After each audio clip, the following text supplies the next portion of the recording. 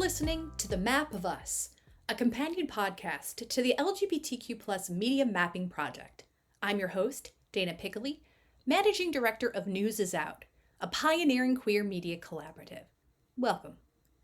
Today, we're talking about collaboration, something publishers across the country said they want and need.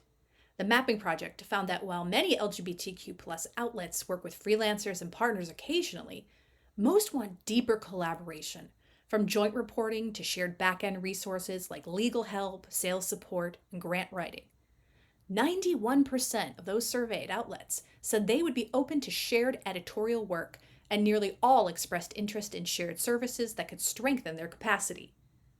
To dig into what real collaboration can look like and how it can reshape queer media, we're turning things over to Sondra Morris, owner and editor-in-chief of Tagg magazine.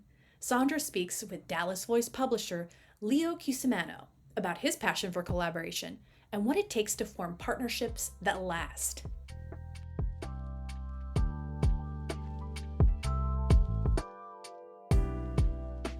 So for those who don't know you, do you want to take a second and kind of introduce who you are?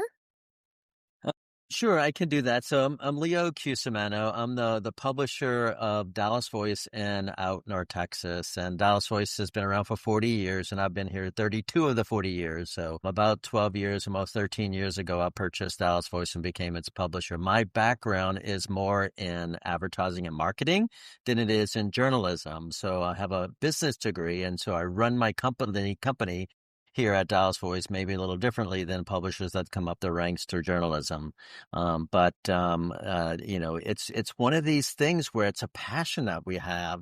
And I've been doing this so long, I feel like I understand how to run a successful media company, and we've been working in the trenches of the LGBT community for myself, over 30 years, over 3 decades.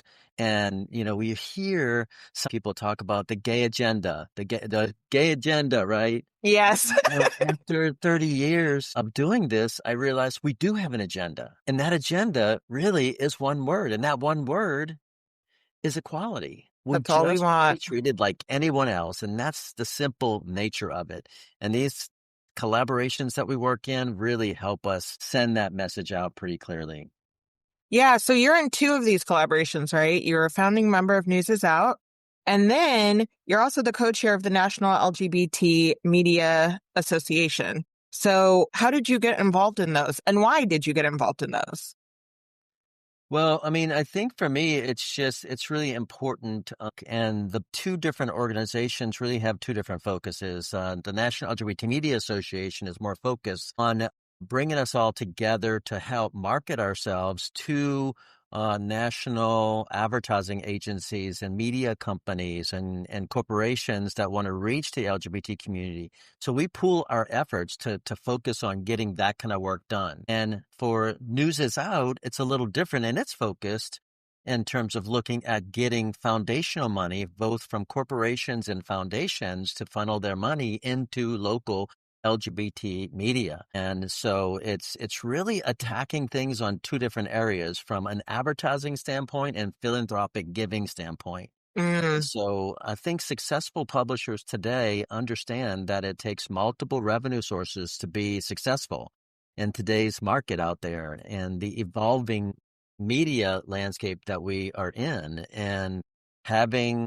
money coming into our organizations from foundations is essential. And it needs to be one of these elements that you have in your arsenal when it comes to sustainability. And collaborations really are the key to making that happen, in my opinion. Oh, I agree. As another member of News Is Out, I 100% agree with you. All right, so you're in 2. News Is Out is the only one. It's the first one I've joined. I'm new to another one. My question for you now is, what's been the biggest benefit you found in being in a collaborative? What do you gain from working with others that you don't gain if you stand alone? Well, I think the biggest benefit to me is the impact of working with my peers, learning new strategies and hearing the trials and tribulations of owning a media company and what's out there today. It's more than just best practices as well. It makes me feel like I'm not alone Yeah, in this effort, and it really does take a village to make things work. Working in avenue from getting revenue from foundations, and it helps really bring perspectives to the forefront. Today, especially today, media companies have an onslaught of JSOs, journalist support organizations that are out there that want our business. And there's so many out there today that it's crazy. For me, being a member of a collaborative helps me evaluate that stuff and say, Sondra, what is that program that you're using that you need to use at Dallas Voice? But ultimately, collaboratives help us work stronger and become more sustainable and more responsive to the communities that we serve, both our advertisers and our readers. And that's the important thing about, I agree. I learned so much from you also. I love working with everyone else. And I agree, knowing that I'm not alone. Okay, so my next question's a little on the converse of that. Is there anything negative or any bad experiences, or let's say challenges, that you've run into in being in collaboratives that people who are thinking about joining might want to watch out for or be aware of? I think like anything, like any partnership, collaborations come with challenges as well. I mean, we often have different capacities. We often have different timelines and priorities, and getting them all aligned can take some work. I mean, there's also a very clear, and you need to be very clear on the expectations that everybody has. Communication is key too. I mean, I've been with my husband now 44 years, and people say, "Oh, what's it? Tell me about how did we become so successful in a relationship?" And it's the three C's. You have to be committed, and you have to communicate. And it takes a lot of codependency. No, it takes a lot of collaboration, and that is from collaborative law, and that's what this is all about. You have to understand when you're working with a bunch of people, and especially publishers that have come up through journalism or advertising, that they have different perspectives, and they bring Yeah. different things to the table. And putting all that stuff together and navigating that around sometimes can be difficult, but I can tell you the results of that are very much an amazing journey to kind of go through. Yeah, I agree. All right, final question for you. Is there anything that you would say to a publisher who listens to this podcast, hears you talking about how great it is, and is now thinking, I either want to start one or join one?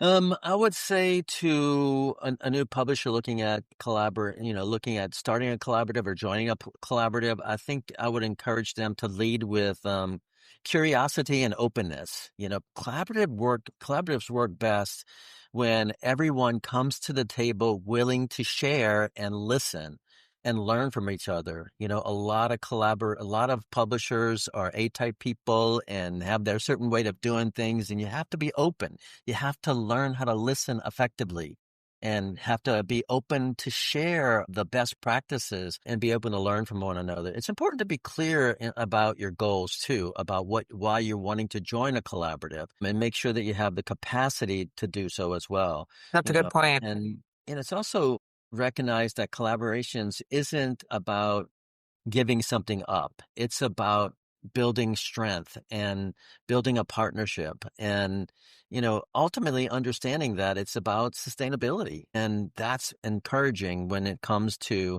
looking at this. I mean, I was looking at creating a collaboration, and I'm still looking at creating collaboration here in DFW where I'm at, to be able to bring some local publishers together to help funnel money from the government here in North Texas Oh, that would be into smart. media. And so it takes thinking outside the box. And I think in the long run, what benefits is your readership and your sustainability when it comes to understanding that you're not working alone.